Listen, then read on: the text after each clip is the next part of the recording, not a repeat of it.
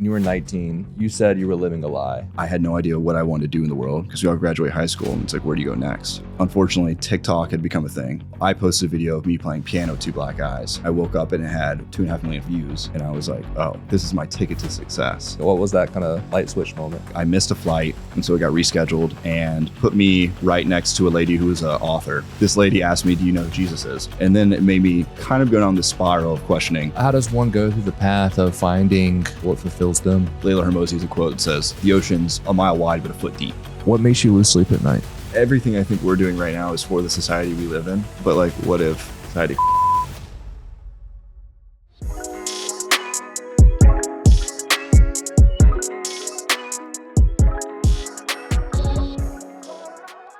What's up, you guys? Welcome to another episode of the Elliott Caldwell Podcast on Successful DNA. I have my friend here, Mitch, with us today. Mitch, thank you for coming. Of course, thank you for having me, Elliott. Hey, man. So let's start with this. Let's give the listeners a little background. Of course, we'll back up to your story, but April of 2026, here we are. What does your kind of day-to-day look like with your business? What's going on? Who is Mitch on a day-to-day? Yeah, so right now, I think this month especially is going to be more chaotic. I launched a nonprofit at the beginning of this year, and we're throwing stuff at the wall all over Tampa right now, just trying to do as many collaborations as we can, kind of figuring out what it looks like to make the most value here, especially being someone who is fairly new to Tampa. I moved here less than 2 years ago, July 2024. So right now, we have 5 upcoming events this month, whether I'm speaking or whether we're providing creative marketing volunteer value to a nonprofit or collaborating with like an influencer, like we talked about. So nonprofit, we're all over the place. Business standpoint, I have a few consistent clients. I basically do media consulting to make it super short, but more focused on organic strategy, involving them in things that you would consider PR. So something that's trust building with consumers, especially in CPG. And explain the nonprofit.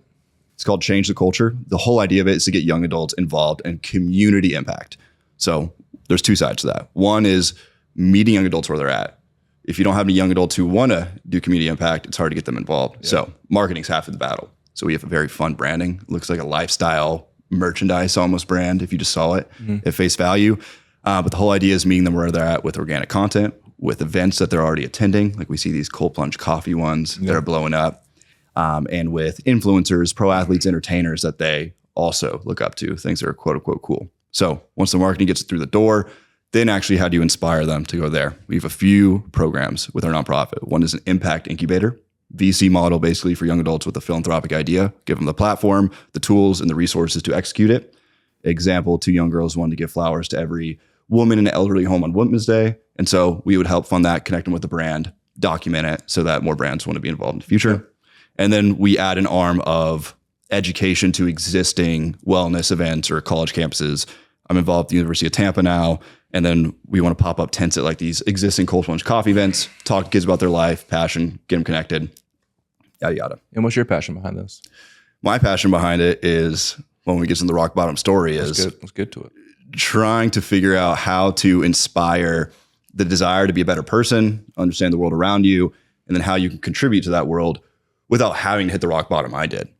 And so my big dilemma is, does someone have to go through that rock bottom, go through that amount of pain to desire to be a better person and contribute to the world? Or can it be self-inspired through culture by setting a better example that matches what is perceived as fulfillment? What does it mean, in your words, of being a better person and being a better kind of culture to the world? That's a great question too, because I think right now, especially with like a divided political world, it's not one person's ideas. Like culture is a collective of ideas and actions from a group of people. So I think there's checks and balances that's totally necessary from the beginning now. That's why I was very selective about my board and very selective about who I interact with or collaborate with, because it's not my ideas. My personal experience of what made me desire to be a better person is completely different than Elliott's personal experience in his life. So that is a good differentiator. It is not one person's ideas. And I think it's just keeping the conversation open consistently and getting more of the cream of the crop minds of cultural thought leaders involved in the conversation. I think one thing that you and I would agree with when it comes to like who's a good person, what does it mean in culture?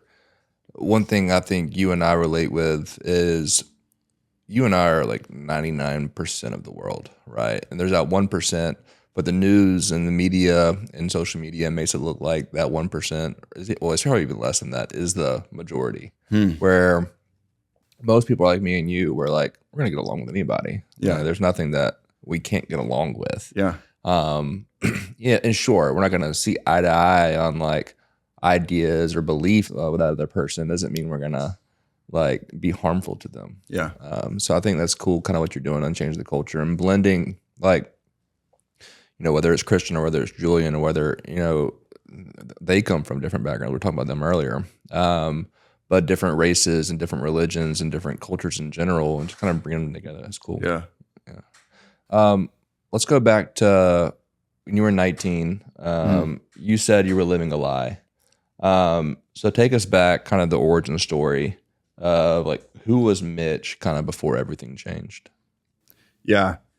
Well, I told you I was born in Montgomery, Alabama, which is, I don't know the exact stat, more than 0.5% African-American. War Eagle. Yeah.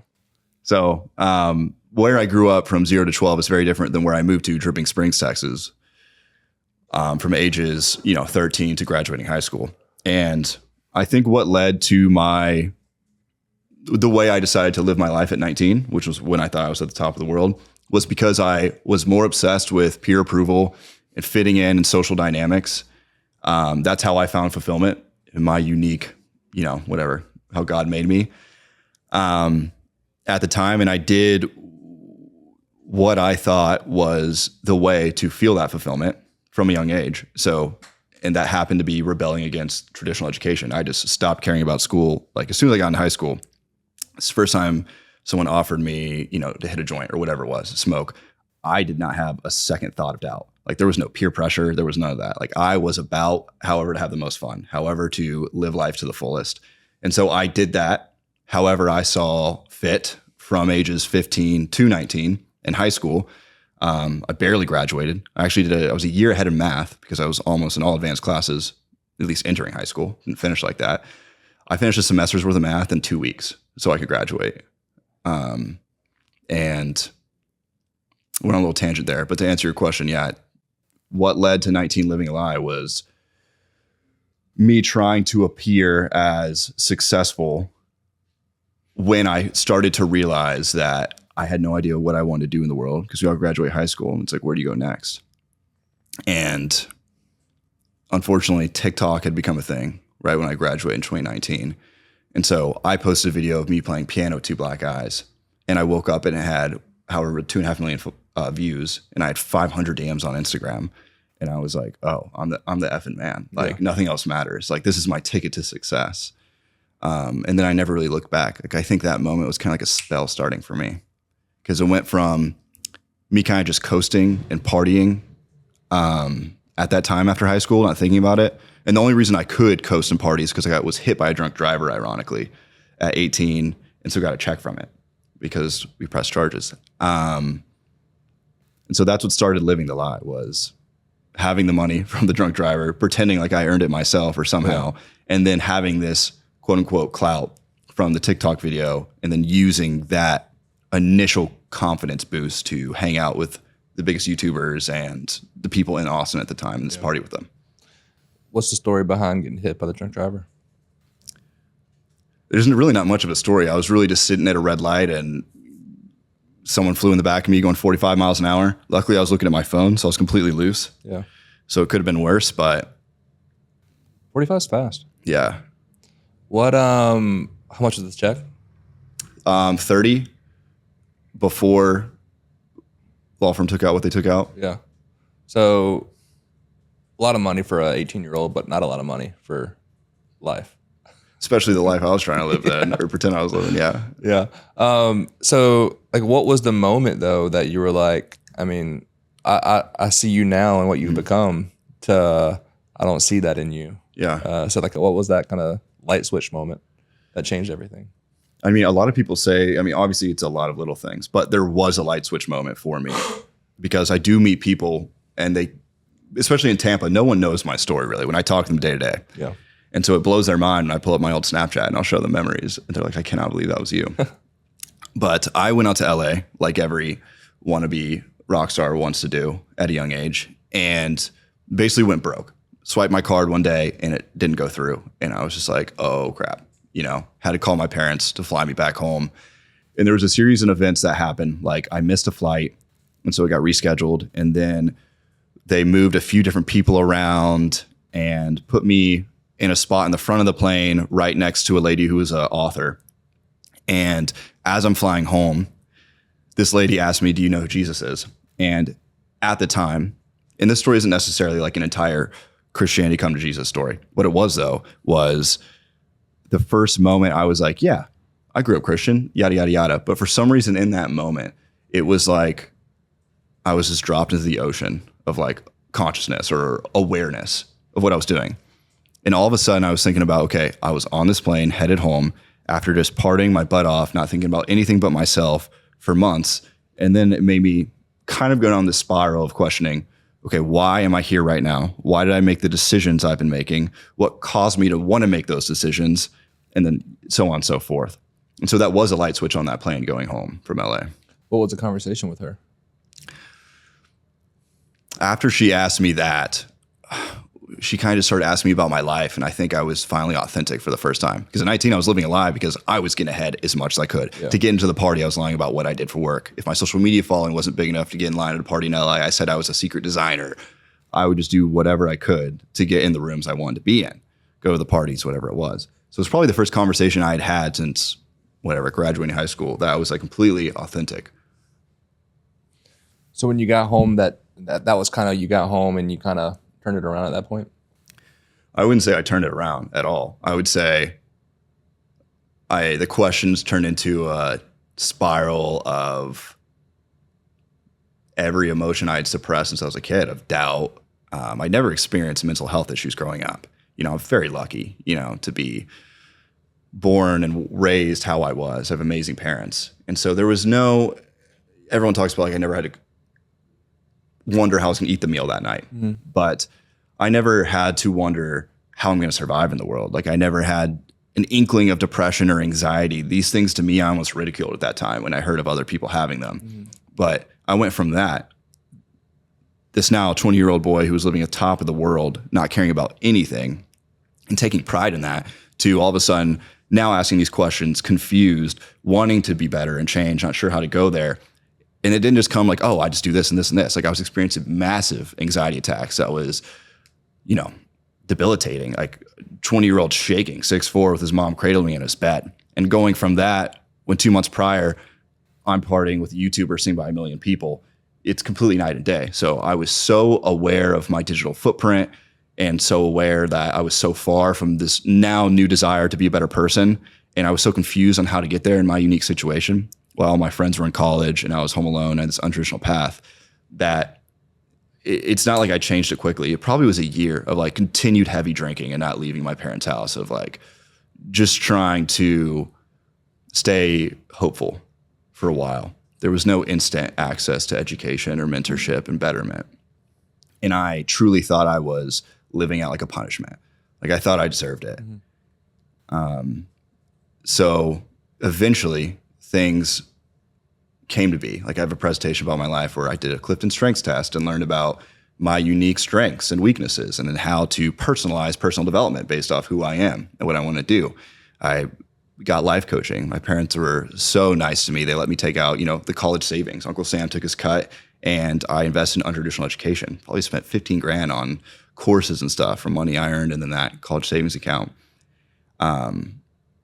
So if it wasn't for my parents being so frankly flexible and like gracious in what it was going to take for me to educate myself and get to the next level, I wouldn't even like be here right now.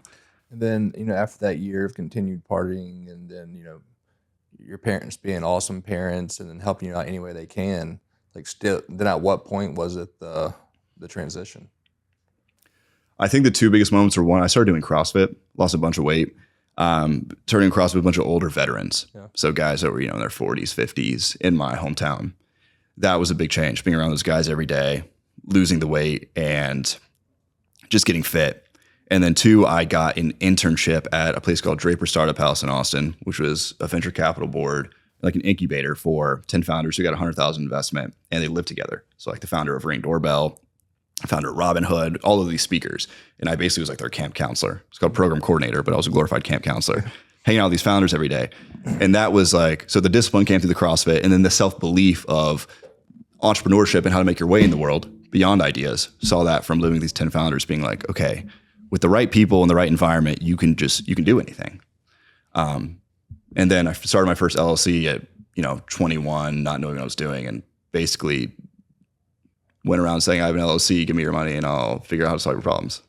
One thing that stuck out to me earlier is, in high school, you never had a second of doubt when you were offered that first joint. Mm-hmm.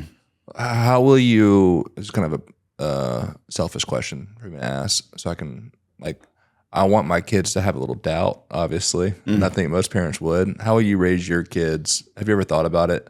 How you'll raise your kids to maybe give them a little bit of doubt for peer pressure? We haven't thought about it since you don't have kids. Well, do you have kids? I don't have kids. Okay, yeah. No, not that I know of. I was kidding. We'll cut that out.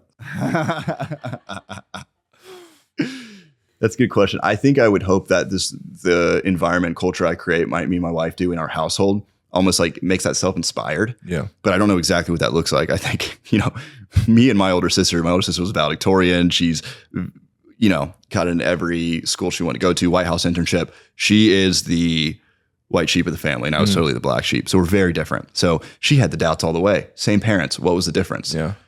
Well, I think that's the beauty of how unique as human beings we are. So it's like, I can't have this set of standards. This is my life. This is how I'm going to implement to my kids. My kids going to be completely different than I am, possibly. So I don't know. I think, and obviously your parents were absolutely amazing, but is there anything that they could have done differently to maybe, I don't want to say have done better, but because no one's perfect, but maybe change it a little bit? Well, since they're going to watch this, I'm going to answer this carefully. Yeah. Just kidding. No, I mean, and it's not a negative on them. No, it's not. I mean, it's there's not a single parent who doesn't wish they could have done something different. Yeah. I mean, I'm curious to know what they would say about that, because I don't know. I don't know. I mean, obviously they did a good job because it all worked out. It all worked out. But I think it was part of the story. Yeah. I think it's meant to be. Yeah. But no, I'm not sure. I don't really have an answer to that right now. All right, this switch. All right, now you're this camp counselor. You're in the CrossFit. You're essentially a changed man at this point. And it's obviously seen today. Obviously, you're still doing CrossFit. At what point did all these businesses and this nonprofit, because it's only happened in the past couple of years, obviously it started before that. At what point did it transition to these ideas and these goals that you have? Well, it has not been linear at all for me. Yeah. I've always been an idea guy and too much. I've started 7 LLCs, clothing brand or this or that. Yeah. And so none of it has been linear. It's been me. I've never had a problem with, lots of people start stuff and never finish it. I've never had a problem starting and finishing it. What I've had a problem with is diverting from the path I think I know I should be on, which is kind of what I'm trying to do now. Out of still the desire to appear successful, and the old Mitch Hetrick isn't such an F up anymore, and he has changed and made it. And so that has been the biggest growth journey for me. But after Draper Startup House, I probably worked 4 jobs and under different mentors for 3 years before I started Project Wildfire, which was the event company in Austin. So that was the start of getting into this world more. Was at first I just wanted to solve the social gap problem. I didn't have a social life. I was trying to make better decisions. I was 22. I was what do I do? And the easiest way to compare it would be a young adult church group, but without it. I would do, called them weekly fire starters. And I'd make a worksheet. This is how does society portray relationships amongst young adults, and how can we talk about that differently? And on paper, I think that sounds super lame to get a group of young adults together and talk about that. Maybe others disagree. But when you have, I think, a bunch of fun, fit young adults that are asking the same questions together, it makes it not as lame. Mm-hmm. So I started doing those weekly. I started doing volunteer initiatives, started doing wellness events. Before coffee, cold plunge was a thing. It really is in the last few years. I was doing events similar to that in Austin, 4 years ago. And so that kind of solved the gap of the social life, and the people who would sponsor those events eventually were health related CPG brands. The communities I was hanging around, all of the sponsors and the founders in there were health CPG. And so I started working for a mentor who had a health CPG brand, and that led me down that industry. And that was kind of what really changed my entrepreneurial career, was those relationships. And then what do you think, kind of get and change the culture here, whether it's the older youth or the young adults that you've been around with, an extreme amount of time, what's like broken in that age group of like 18 to 23? I mean, I think everyone knows the big ones like social media. Yeah. The instant gratification issue, the belief that you can have something without working for it, whether it's relationships or it's success or it's peace. Like all of these things require personal discipline, personal self-audit, and actually like time to sit alone and process and reflect. And I think a lot of us are just so distracted and so busy and in such a survival mode. I think adults are in such a survival mode right now. And now things are changing really quickly with AI, that young adults are kind of waking up to that. They're seeking freedom. They're seeking these ways, but there's no real leadership for it. There's YouTube education, but did you see that stat? I think Tony Robbins said it was more college graduates. There's less employed college graduates than high school students now for the first time ever. Tony Robbins said on an ad, so I don't know if it's true, but that's mind-boggling. So I think there's just no real leadership that's trusted with young adults. There's a gap in the institutions versus what they're seeking. And then why do you think that more or less like so many young people are chasing these wrong things? And then how do they flip their minds to chasing the right things? What's up, you guys? I wanted to introduce to you our done-for-you Airbnb investing service called BNB Turnkey that has massive tax implications. It's basically an investing service that allows you to invest in cash-flowing Airbnbs and not do any of the work. It's best explained in 3 phases. Number 1, we find, analyze, and underwrite the property. In phase 2, we handle all the interior design and construction. And then phase 3, we manage the property on the back end. The best part is most of our clients qualify for the short terminal loophole of the IRS tax code. This allows for average clients to write off over $200,000 in depreciation on their tax bill. For more information, click the link in the description to connect with our team. As always, thank you for listening, and I hope you enjoyed the rest of the episode. Well, I think everyone just wants to be happy and fulfilled. And so they're going to choose whatever they know or think they know that will bring them that.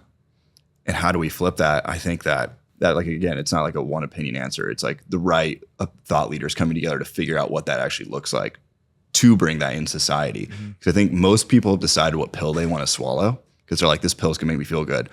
So everyone is trying to like change the casing of the pill. But if you've already chosen what pill you need to swallow, you don't change the casing, you change what's inside the pill. And so figuring out what that looks like as far as content that's reaching them where they're at, events that's reaching them where they're at, even like collegiate influence, reaching them where they're at, I think is where we're going to meet them. And what fulfills Mitch? Right now, I think 100% doing hard things, like a good workout, cold plunge sauna, nature immersion, quiet time, communal experiences, and then purpose, which purpose is kind of broad. Like, what do you even mean by that? Good question. I can't even answer that. But I think creativity for me personally, like if I'm being creative and in flow, I could never work like a job right now. I could never be told what to do and do things on someone else's hour. It creates so much stress. And I know that's even like privileged to say, but like, I think I've gone to that point where there's no going back. So how does one go through the path of finding what fulfills them? Like I'm fulfilled, but if I wasn't, how would I go down the path of finding what fulfills me versus trying to just continue taking, that short-term gratification pill? Well, I think seek and ye shall find as a parent, but like people don't seek because it seems so daunting. When you don't have an example of someone who is acting fulfilled beyond what you're doing already in your day-to-day, like your friend group, whatever, it's very daunting. Like Layla Hermosi has a quote that says, you realize that like between you and that thing, like the ocean's a mile wide, but a foot deep. So like stepping in the ocean is daunting, but I think you just need to take the first step, which that could be like, it's crazy how, epigenetics, things change. Like some people can shoot a bow and arrow better than others based on epigenetics because their ancestors did it. Like when you try different things, like it's why do you like certain things versus others? Why do I love Legos and maybe Elliott hates Legos? Or why do you like this thing? Same like your palate of food. That's so interesting. I think it's so curious how we like certain things and other people don't. And so the answer is just trying things. But since there's nobody trying to do things they genuinely enjoy past childhood, it feels daunting to give it a go. Mm-hmm. I'm having this conversation with my little brother who's 20 years old right now. And I'm realizing that my firsthand experience is not, written law of how to find fulfillment. It's only a personal experience. So there has to be more conversations like this to figure that out. Yeah. But I think that's the biggest thing is just start trying things, especially things that involve creativity and activity. Is your brother more like you or more like your sister? I'd say more like me. I think he's a good blend, though. Yeah. Good blend. You got the good things of you and the good things of your sister. Yeah. I hope so. And what's your sister doing now? She lives in Washington, D.C., married, just had her first kid, 6-month-old baby niece, first niece. And her and her husband both work for the government. Cool. I don't know if you remember saying this or not, but one of your videos I was watching of you in the past that you said that you're using the same skills that got you in trouble, but now for good. You remember? Can you explain that? I think just the rebellious nature. Yeah. I think rebellion in itself sounds bad, but like our founding fathers rebelled and came and started a new world. Yeah. And I think now I'm trying to rebel against a culture that is pointing people towards a lie of fulfillment. And so it's a good rebellion. Mm-hmm. And I believe that. And so I never wanted to do what the traditional path was when I was young. I didn't want to sit in class. I wanted to go get high and have fun. I didn't want to do extracurricular activities. I wanted to party and have as much fun as possible in that moment. And now I am doing the exact same thing. I don't want to go to the bars. I want to go have a day party with coffee and cold plungers and DJs and nonprofit vendors, encouraging people to go volunteer and be like, no, you can still hang out with people your age that you find, everyone wants to date, like you find attractive and go hang out with. Like those worlds are not separate. Yeah. And they don't have to be. But it's going to take those first initial leaders, not to compare like guys like us to the founding fathers, but there is got to be a modern day level of those founding fathers, of these rebellious men and women that are leading a charge. And it's going to look different because of AI. It's going to be via the internet. It's going to be via new community events because we already have such a structured society. We're not like tearing down society. We're changing the culture of it. And that's why I called it Change the Culture. I like it. Like, and you mentioned it, and we were talking earlier, shooting some content. It's about kind of going against the matrix, which, whether it's being rebellious or just going against the matrix of, for me and you growing up, or maybe me, I'm a little bit ahead of you, but especially for me growing up, this has changed from 15 years ago when I was 18 to today. But my parents were just adamant on getting good grades, getting into college, getting a good job, investing in the 401k, all that. I've completely gone against that, thank God. But I think that's going to continue to change, not just with that, but in anything in the world, where free thought and free thinking are becoming more and more critical. And people are starting to realize, like, why do we do what we do? Mm-hmm. Okay, why do we do hard things? Well, doing hard things creates, when things actually do get hard, if I can, go in this cold plunge for 5 minutes, or I can go in this sauna for 20 minutes, or I can do a 1 hour CrossFit workout, I can do hard things. Yeah. When things get hard, I can be resilient. I can be, show perseverance. But I think that's unique in the world compared to, I think most people get stuck in that matrix. Yeah. Yeah. I wasn't going with the question with that, but. No, but you're right. We have keys that are unlocking the matrix now, which is like because of the internet. Yeah. Like we have access to more new ideas. Yeah. When like other people didn't. Yeah. 20 years ago, you didn't. I mean, even with like, we were talking about Julian Becerro. Mm-hmm. I think it's one of the reasons he's blown up on Instagram is he's just getting like more, I wouldn't call it conspiracy theories, but just like questioning like the traditional thought process on things. But what's the difference between, I think early on you're going for the clout in your life, and now you're going for a real influence and real meaningful influence. Like what's the difference between those two? Clout versus like real influence. Well, I think it's actually impacting human beings' lives positively.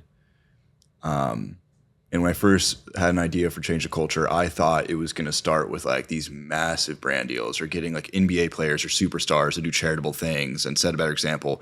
But I think you need to go local to go global. That's why I started the nonprofit. I was like, if I can't like genuinely make an impact in my town I live in, understand the nonprofits that are impacting the people who live here, the glue of the city, and affect people's lives that are living here, like I do not have the right to try to be a voice globally. So I think the difference is one of them is boots and hands on the ground, getting your hands dirty, impacting people. And then one is purely eyeballs on you. But that is still a gray area if you're using the internet getting it, because we all have egos. I had a coffee this morning with a donor and a board member of mine, and we were talking about the self-audit every day of how do you, like you say, pick up your cross every day and self-audit and do the things in your daily practices that help you have an aligned heart and pure intentions. Because I know I don't wake up like that every day. It's like some days it's effortless to be kind, it's effortless to be free. And then some days all I want to do is show these guys that I'm somebody. You know, it's something you struggle with. So I was just talking to our team. We brought everybody in. It was like, well, I guess it's a while ago now, like 6 months ago, November. And I was telling them, like, every day I wake up, I look in the mirror and I say, who are you? And are you who you say you are? And just like, you know, want to be the best husband I can be, the best father I can be, the best leader I can be, you know, kind of in that order. Because if I'm not leading at home, I can't lead here. So how are you leading? And I'm guessing too, let me rephrase the question. The people you hang out with now compared to when you were 18, 19, I'm sure is different. How would you react to this kind of quote, the company you keep is the legacy you seek? How would you react to that? I mean, yeah, it's 100% true. Like the 5 people you surround yourself with, show your 5 friends, show your future. I'm trying to figure out like what's the right, like most valuable response, because it's not easy to be like, stop hanging out with your 5 friends. It's not easy, especially if that's all you have. So I know how I can react to it because I burned every bridge in my life easily. Like I forced myself into finding new people. Like I burnt the bridges through my mistakes and I had to find it.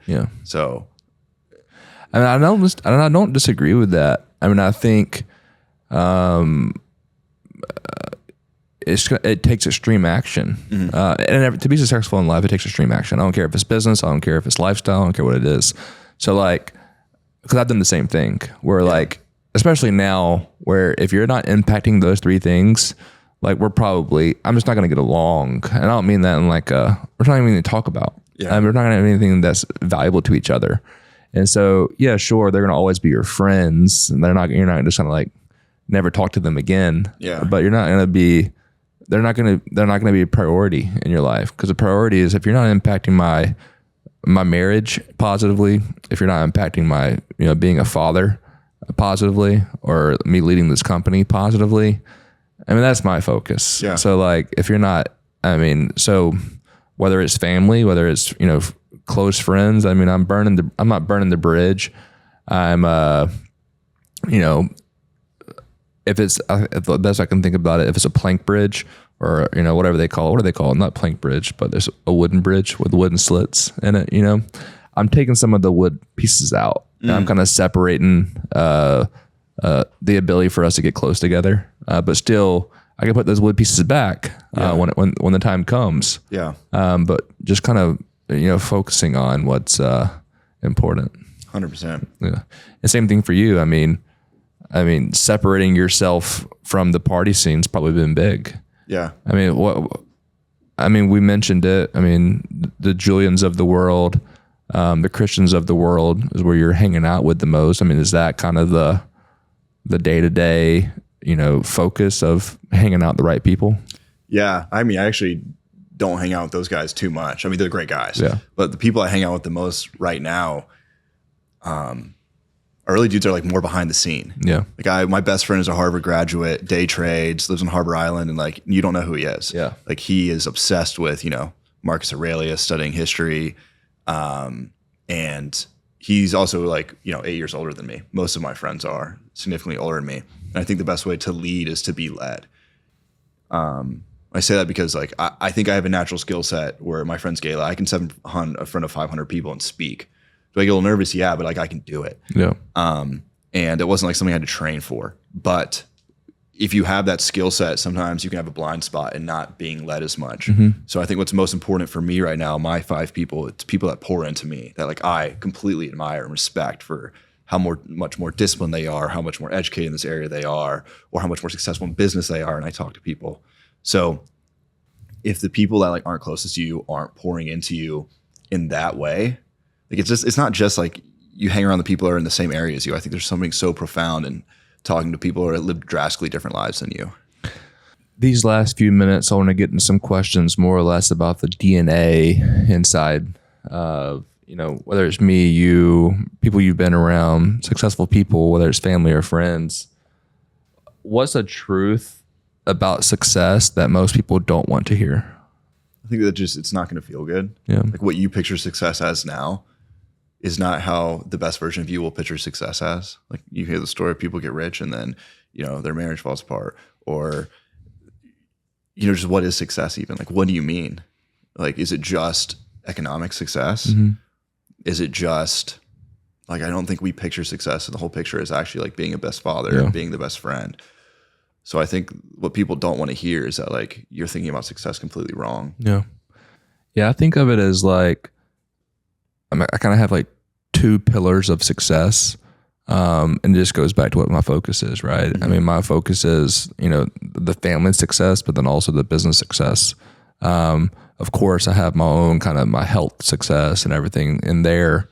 But how successful, to answer that question too, kind of like to elaborate on what you said, is freaking hard. Like raising kids might be the hardest thing I've ever done. And I've done some hard things, with a 6-year-old and a 4-year-old and then a daughter on the way. Like, I think you underestimate, even on the business side, like you underestimate how hard it's going to be. And that's why I agree with you about doing hard things is very important. Just so that you can always fall back on something like this isn't hard compared to, and I think I like it about our stories too, different stories that you and I have of growing up, but still the same basis of things were hard. Right. And so, more or less, if I can get through what I got through, if you can get through what you got through, we can get through anything. What makes you lose sleep at night?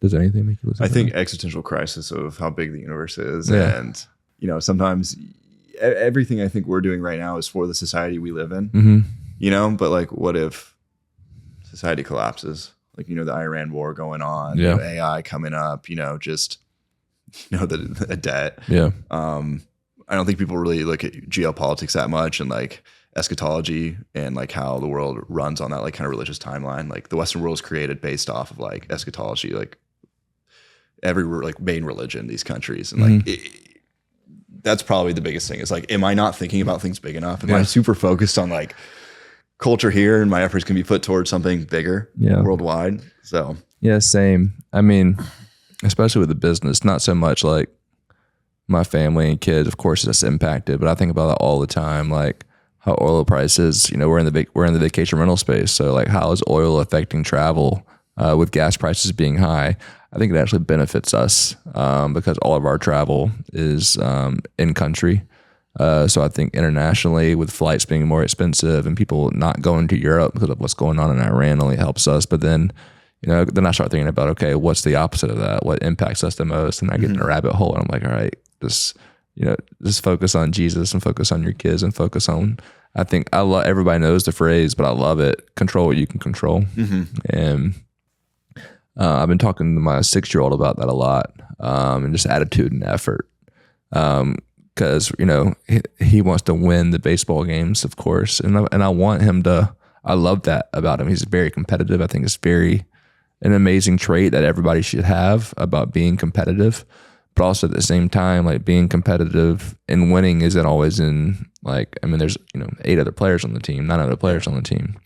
So controlling his attitude and his effort from an attitude perspective, is he cheering on his teammates? Is he's being positive in his head? Because I think who we are who we think we are, right? If we think, if I can like pour into him, I mean, and just pump him up so much. I mean, this kid thinks he's the damn greatest baseball player to ever walk this earth, because I want him to feel that way, right? I want him to be confident and ensure he's going to have some letdowns, but he'll push through it from that perspective. And also effort, right? I mean, I think extreme effort can get people to success, because I think in today's world, the majority, 99% of people aren't showing extreme effort. They think they are because it's subjective, right? Like my definition, like my output of work ethic is going to be different than anybody, than your output of work ethic, and say we're working the same amount of hours in the same amount of time. And Johnny thinks he's working hard because he's working 44 hours instead of 40. Well, me and you are working 70 hours, right? And so, but attitude and effort, which I'm trying to preach to a 6-year-old, got on a tangent there. But let's end with this question. What are like 2 or 3, maybe like non-negotiables that you think individuals, and let's stick to more or less entrepreneur economic success, maybe not economic, but just, whether it's nonprofit, whether it's for-profit, growing the business in general. What do you think are like 2 or 3 non-negotiable factors from a DNA perspective inside someone that they have to have? That your personal habits like directly reflect on your business and what you do. I don't care if you have $10 million in the bank, if you are like overweight and you treat people terribly, like that's nothing. I think that like success in business has to come from success personally. So I think the decisions you make outside of business directly affect the decisions you make in a business. I think 2 is tribal, almost trusting people and making sure you work with the best people and that those people reflect those beliefs as well. That when you're sick that one day, they make decisions, maybe not the same way you would, but in a way that like they would be honest about and they have integrity with. And then last, I think you just have to stay on top of, you're never too successful for research to try new things and be a beginner, especially with AI coming up. Like I think everybody has to be on top of researching the newest cutting edge technology and what their competitors are doing. Just because something worked today doesn't mean it'll work tomorrow. Yeah, I agree with that. I think, one thing that we just did in our company where I don't think AI is going to eventually it will. I don't think anytime soon it's going to just, at least in our industry, going to crazy cut the job force. I think it's allow us to grow without adding as much of an expense of a employee force. For example, we just built one of the things that we wanted to do was build an app that people could book homes on. Okay, we have 700 homes that are live across the country. Just you go on the Airbnb app and book a home. We want to go on the Home Team app and book a home. So we got quotes of 50 to 250K to build the app. All right, we're not building an app, right? And then, at least in my world, the past, 1 to 5 months, Claude and Base 44 and it has become more and more popular, at least in my arena. I'm sure obviously it was around way before that. And Base 44 is AI software where you can essentially build apps. And we built the whole app. Our marketing team and our finance team built the whole app. So it's $80 a month for the Base 44. So we built a whole app for $80, which is crazy, right? Well, thanks for coming, dude. Yeah. I mean, what an amazing story. It's just cool to, I love stories like that from the bottom to the top. Yeah. Started from the bottom, now we're here. There we go. Another wrap. Yeah. I hope I can hear your story one day too. Yeah, man. Well, where can people learn more about Mitch and more about Change the Culture? So we made a new Instagram called ctc.tampa. CTC stands for Change Culture, where we're going to post everything we're doing impact-wise and other ways you can get involved in the city. It's not us, just trying to spread awareness.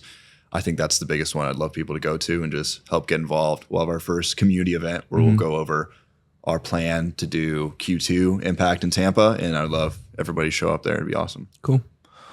Well, thanks for coming, bro. Thank you for having me, man. Yeah, that was fun. It's been a pleasure. Good job.